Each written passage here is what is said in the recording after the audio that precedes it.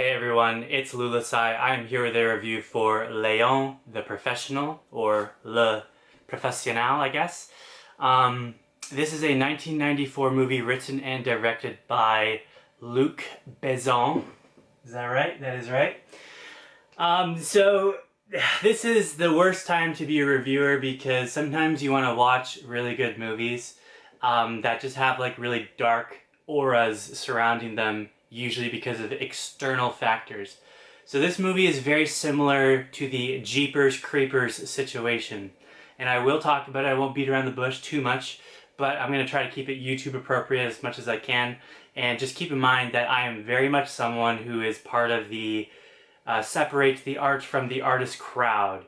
Because to be honest, if I didn't watch a movie or listen to a song because someone did XYZ bad thing in their life, I mean, we would be looking at a lot less stuff I could actually be consuming. Like, it's a lot more common than you think. Not always to the scale or degree of this or Jeepers Creepers, but still, tomato tomato to me, I don't, it doesn't matter. Well, it matters, but it doesn't matter to my enjoyment of the film, if that makes sense. So this is a good movie that has a dark history surrounding it. I will tell you about that history, but I just ask that you don't judge me too much. I chose to watch this movie. This is my second time seeing it. One, I've been picking only the best of the best lately to watch with my parents and I. Mostly, I mean, I did watch Jiu-Jitsu with Nicolas Cage, which was not very good. But other than that one, mostly we are just picking our favorites and just some of the best ones I've ever seen I'm showing to them. I showed my dad Fight Club for the first time, and I'm going to keep showing him because he's more of a movie buff than my mom is. But I'm just trying to show my parents some of the best movies I've ever seen lately, and this is one of them. I'm actually going to be a little bit more harsher with the rating than I thought I was because I did pick up on something I did not pick up on the first time that is going to matter for me. But yeah, just don't judge me too hard. I'm being purely objective here. I am not emotionally attached to the outside circumstances of this movie, nor am I letting that affect my enjoyment of this. Okay, so Léon, who I'm going to call Leon because it's going to be easier. Leon is a hitman, and he's a 46-year-old hitman. That's going to be important, obviously. That's the elephant in the room we'll get to eventually. So 46-year-old hitman Leon, he is, other than his hitman life, he lives a very simple life. He likes to drink a lot of milk, and he has a plant that he really likes because the plant doesn't, talk. It just is his buddy. So other than that, because there's not a lot going on with him backstory-wise, he's just simply an assassin. So he happens to be living, which is a pretty convenient thing, by the way, for the sake of this movie. He happens to be residing currently, because he moves around a lot, so currently he happens to be in the same building as Matilda, who is and by the way, Leon is played by Jean Reno, and now we have 12-year-old Matilda, played by Natalie Portman, which, by the way, Natalie Portman is not her real name. I actually didn't know that. I learned that during my little brief. I did a little bit of research for the sake of doing this review properly. So yeah, apparently her real name is not Natalie Portman. That is just a stage name. It's pretty similar. Well, the first name is pretty similar, but yeah. But anyways, this is the debut role for Natalie Portman. Apparently she, beat or won the role versus like 2,000 other young girls or something like that. So they did pick the right one. I'll say that for sure.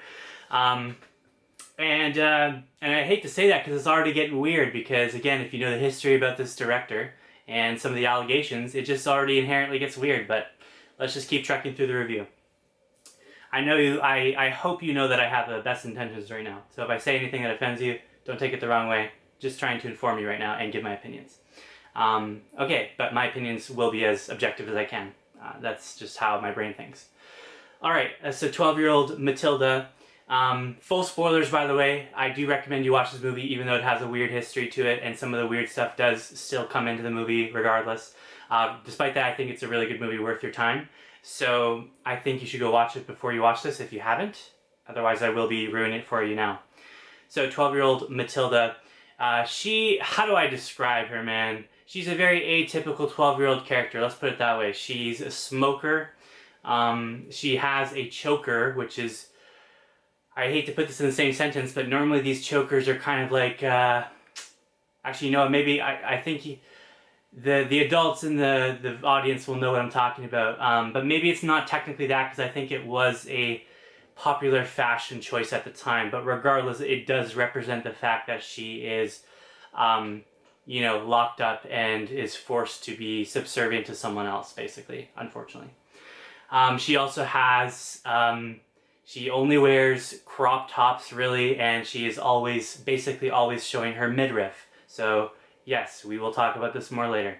But this is all an intentional thing for, like, this is not me seeing things that are not there. I don't want some annoying person to watch this review and be like, this guy's being creepy because he's pointing it out. This is objectively what is happening. She was depicted this way on purpose. It is completely intentional, and yes, we will discuss it more later. Anyways, I think I've given enough disclaimers now, so nobody give me a hard time about this movie. I just want to review it without having to worry about stepping on thin ice, okay? Or tiptoeing. Okay, let's get into it though. So, Matilda's entire family is murdered by a corrupt DEA agent played by Gary Oldman, and she doesn't care about her father, who dies because he is the biological father, but he's just very abusive towards her. She doesn't care about the stepmother because she just doesn't really care for her, and again, also not biologically connected, although I never had a step-parent, but if someone feels strongly towards their step-parents, that's perfectly valid. I'm just saying this particular character doesn't care for their step-parent. And then the one person she does care about is her 4-year-old brother, who actually gets killed in this film. So that is something we'll talk about more later as well. Not the killing, but just the fact the movie is playing outside the normal rules, I would say, that a movie usually follows. So she is left with no options whatsoever. So I know this sucks to say, but this is what the story is displaying. So she now went from, so she has a choker around her neck, which is just a fashion statement in real life, but in this particular movie, in my opinion, it is basically symbolizing that she's under lock and key. So before it was her abusive father, now she is now becoming the protege and is now under lock and key with this new person who is her only hope, or her only hope, yeah. So, who is her only hope. So they briefly met in the hallway. They do not know each other very well, but she has no options left, so she goes to Leon's door, and this is where she decides that she would like to become a cleaner, as they say, just like Leon. But she also ends up basically getting feelings for him, despite the fact that he's 46 years old and she is 12 years old. So yeah, should we talk about the cat in the bag first? I don't think so. I think we'll end the review of that because that's what I have the most to say about. So we'll get to that with the thing I just said. We will get to that at the end. Alright, so let's start with the positives. I think this movie is extremely thrilling and gripping. You are on the edge of your seat the entire time. It is shot in a very stylistic manner that doesn't feel very similar to anything else. The action is extremely tense and gritty, and it feels like it has real impact to it. Like, this is the type of movie where when a gunshot goes off, you're flinching in your chair a bit. It's not like you've become desensitized like, you know, Bad Boys or something like that, where it just doesn't faze you in the slightest. Here, it's like every kill means something, and it's impactful. So this is a good thing and a bad thing, but the good elements of it is that so the fact that the regular playbook has been thrown out, in my opinion. So this is a movie that does not care about what others think of it, basically, and it will, like, offend you here and there. Which, yes, sometimes is a bad thing because they're doing the weird 46-year-old and 12-year-old relationship thing. Well, actually, technically they don't do it, but I'll explain that more later. But you also get things like the fact that the action is unpredictable and characters are dying that you don't expect to die, stuff like that, right? So I like that. The music and soundtrack of this movie is extremely good.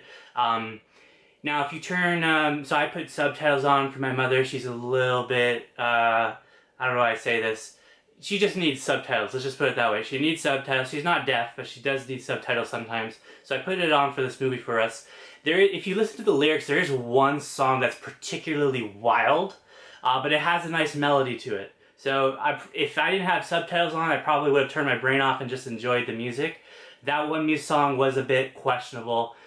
There's basically one song that's about, you know, pleasuring a woman, and it's playing during a montage of our two main characters just like cleaning the house and doing stuff together. Like it turns what is supposed to be a wholesome like surrogate father relationship into something else. This is not like The Last of Us, Ellie and Joel. It is something completely different, which we will talk about in the negatives. But overall, the positives, the last big thing, this is the biggest thing, obviously, the actors. They are absolutely incredible. What a debut for Natalie Portman. Honestly, she stole the show. But Jean Reno and Gary Oldman are also extremely good as well. I have no complaints with either of them. All three of these people are carrying this movie on their back, and they're really elevating the material. Other than the occasional weird stuff we'll talk about later, they're overall, ignoring those, I do like the dialogue and the drama that's happening in this movie. It does go too far sometimes. Again, I will talk about it later. In a minute here, actually, not really later, but yeah. Other than the occasional weird / awkward / inappropriate scenes, I do like the dialogue and drama in general. That's the thing with this movie. Let's see, it is 106 minutes long. I want to say like 6 minutes of those 106 minutes are weird. Maybe even less than that. I don't know. I'm not going to go out of my way to count it, but that's what I'm saying is you can't let 1 or 2 bad scenes ruin an entire movie for you. And I don't let that happen in really any movie for me, unless it's like The Last Jedi, because that movie's unforgivable. But yeah, that being said, it becomes more difficult to ignore the fact once you learn the history. So let's get into the negatives. And to start, I will tell you about the history of the movie, which is not necessarily affecting the movie's rating, but it is not a good thing, and I still want to inform you of it. I'm not going to tell my parents this history because their reaction to watch this movie were like, basically, wow, that was one of the best movies they've ever seen, and they're really happy I showed it to them. That was basically their reaction. So I don't need to go to my way to tell them this, but I'll tell you this for your enjoyment, for your entertainment, because it's not actually enjoying, but maybe entertainment is the wrong word. I will tell you this for your knowledge. So, the history of this movie, without directly accusing anyone, because I don't want to get in trouble at all. So, the writer/director person has a, let's say, how do you say that word? Turmoilless, there's a better word for that. He has a questionable past, let's just put it that way. Moving on from that, because I don't want to get in trouble. The concept for this movie was something different entirely. I did not watch the extended version, but I'm aware of what happens in the extended version. And so the extended version is already pretty bad because there's one scene where Matilda apparently explicitly asks Léon for intimacy. Let's put it that way for YouTube-friendly words. I did not watch that version. I don't know if that's true or not, but I have no reason not to believe that. I could just watch it, but yeah, I watched the standard version, and it's a little bit toned down a bit, but so the extended version is worse, I hear. But what's even worse than that is the initial concept for this movie was very different. This was this was meant to be a Lolita movie, which is like a subgenre where it's about fantasies about really old men with really young girls, and it's named after the Lolita novel from 1950 something. Again, this is all research that I did for the sake of this video. So, I've never seen the Lolita. Apparently there's a Lolita Stanley Kubrick movie. I have not seen it. I don't know if, yeah, I probably won't. But I'm also a movie buff and it's Stanley Kubrick, so we'll see. But, yeah. See, I'm open to anything. That's the thing. I'm open to anything, so again, don't judge me too hard. I'm just a movie buff who likes to review stuff. Ah, man, I hate it. I hate that I have to review this one, but it's what I watched today, so yeah. Alright, so this was meant to be a Lolita movie. The original script was full-on allegedly featured a shower scene with Matilda, and they were in the bed together, or they actually are in the bed together here, but in a more intimate way. So the original script for this movie, allegedly, was just full-on relationship. The reason it did turn out like that is one, Natalie Portman's parents had a contract with the writer/director person who basically states that Natalie Portman was not allowed to perform more than 5 smoking scenes. She was not allowed to inhale or exhale during those scenes. It had to be purely a prop that was just put up to the mouth. And there was to be none of those weird scenes. Nothing like that. There's no shower scene. There's not going to be any weird scenes like that. There is still some weird scenes in this, but not as bad as they originally were supposed to be. And that's the truth. I think that's what I've been told, or that's what I read. The other reason is that Jean Reno, he decided to play the role as like an asexual, I guess like introvert who just constantly rejects Matilda every single time. And that's how the final version of the movie plays out. The final version of the movie plays out by having Léon reject Matilda's advances every single time. But she still tries, and that's still weird, and it's still the weirdest and worst part of this movie. But hey, it's not a bad movie just because of those scenes, and they are kind of rare, those scenes, but they are there. So yeah, that was the history of the movie, but it turned out to be something pretty different, not entirely different. I can see someone who's like, let's say, a really die-hard defender of this movie and has like very strong, understandable moral values, and they're not as good at separating the art from the artist. I can see them trying to say that, oh, it's just a wholesome surrogate-father relationship and you're reading into it too much. But I don't agree with that. I don't agree with that at all. I think the movie's intentionally doing all of this, and I'm just giving you my honest opinion. So let's go into the negatives that affect the score now. So number one is what I just talked about, but not the stuff that didn't happen. Let's talk about the stuff that did happen. So Matilda, she claims that she's falling in love with Léon. Not in a, you know, bonding, familial way, nothing like that, just straight up falling in love with him. So that's still made into the final cut of this version. Also, I believe this is just an edgy joke, but it's still weird. There is a moment in this movie where Matilda tells a hotel staff member that Léon is her lover. I think she was just trying to mess with him, but still a pretty weird thing to make into the script, or final version of the script. Yeah, and we also have the weird dress-up scene. This is probably my least favorite scene. No, it's definitely my least favorite scene of the movie. So basically, Matilda puts on a bunch of different outfits, and she dresses up as Madonna and Marilyn Monroe and starts saying some suggestive words to Léon. It's supposed to be like a game at first, but this is clearly Matilda, you know, trying to act like an adult to appease him or something, which he does not want that from her, but I guess in her mind that's what she thinks is what she needs to do or what's happening. So very, very odd. I did not care for all of the weird relationship stuff between Matilda and Léon. That is the worst part of this movie. Absolutely affects the score for me, and it's why this movie is not exactly just like legendary status for me, because I just can't put it high up there with something like Fight Club if it's got such weird stuff going on. I can ignore the weird history about it and the fact that his parents had to jump through a bunch of hoops just for it to happen because of arguably a writer-director allegedly being weird. And there's a lot of, you can do your own research on that if you want to, but I know of all the stuff he's been accused of. I just don't want to say it right now because it's not really the point of this video. But yeah, I can't look past the fact that some of this stuff still made it to the final version. It's so weird and out of nowhere.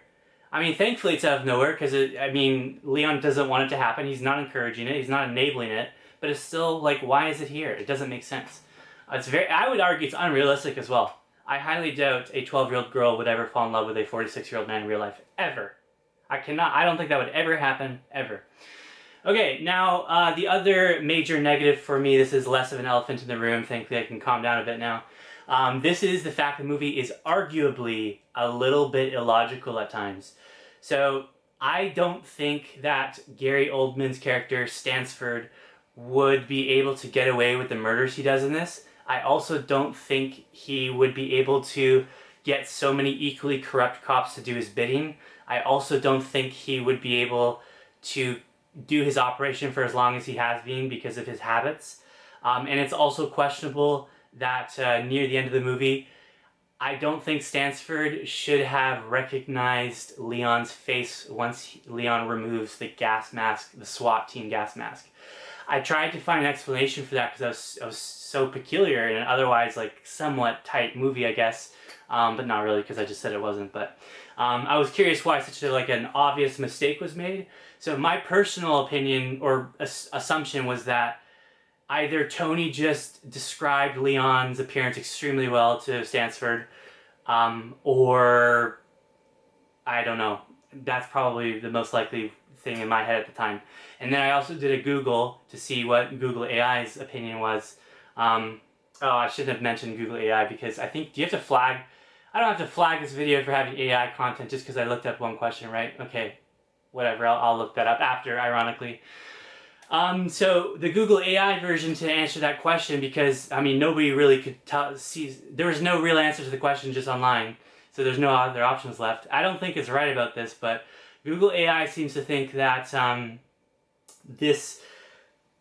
that Stansford was observing Leon, and one, his mask was too bloody, so he either took it from someone or he wouldn't have survived that, and or number two, he wasn't following normal procedure. When a member of the unit gets injured, you're supposed to be accompanied by a medic or something. You don't just walk it on your own. I don't actually believe that at all. I do not believe the Google AI's answer at all, and I don't think my original guess was right either. I think they just straight up just forgot that Stansford wasn't supposed to know who Leon is at that point. So I'm going to give Léon, the Professional, an 8 out of 10. Crazy, right? Fact of the matter is, it's not a bad movie. There's a few odd scenes and weird pieces of dialogue, but it's not turned the entire movie into a dumpster fire just because of that. So, thank you for watching this review. Hopefully nobody's going to yell at me, and I will see you next time.